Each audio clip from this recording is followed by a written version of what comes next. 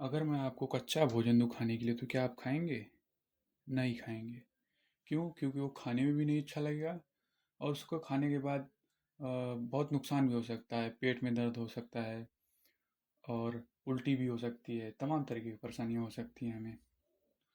लेकिन मैं आपसे कहूँ कि जो हमारे पूर्वज थे, जो आदि मानव, वो कच्चा भोजन खाया करते थे।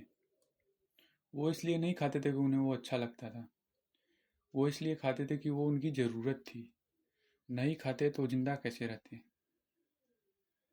और उन्हें आग के बारे में भी उतनी जानकारी नहीं थी, इसलिए वो भोजन कच्चा खाते थे। आग के बारे में उन्हें सबसे पहले प्राकृतिक रूप से पता चला कि आग होती है।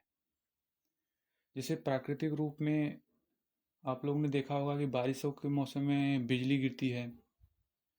बिजली गिरती है तो उससे भी कई जगह आग लग जाता है। या आपने देखा होगा कि जो ज्वालामुखी होता है, ज्वालामुखी का जो लावा होता है उससे भी आग लग जाता है। या फिर आपने न्यूज़ व्यूज़ में देखा होगा कि ऑस्ट्रेलिया में जो जंगलों में, ऑस्ट्रेलिया या अमेरिका में जो जंगलों में आग लग जाता है तो कई कई महीनों तक लगे रहता है। बहुत खर्चा भी आता है वहाँ की सरकार को उसे बुझाने में। तो मनुष्य जो है सबसे पहले आग को प्राकृतिक रूप में देखा।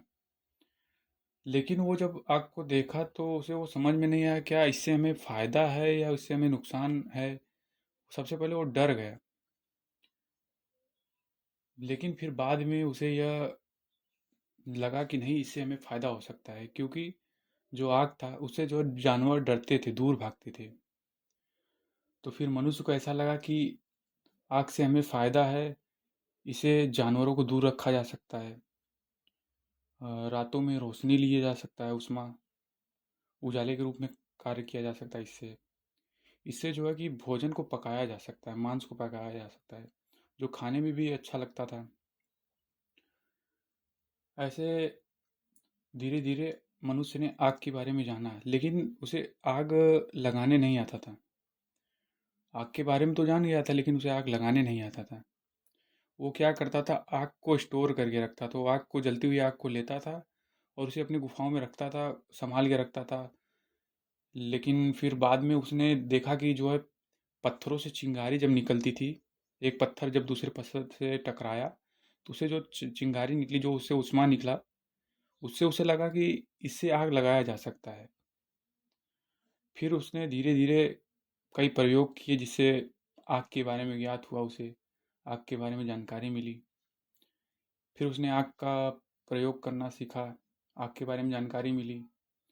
आग से जो है जीवन काफ़ी जो है आसान हो गया था। आग से ठंडे इलाकों में भी रहा जा सकता था, जहाँ पर पहले मनुष्य नहीं रहता था, वहाँ पर भी रहना संभव हो गया था। आग से उसे सुरक्षा भी मिलती थी।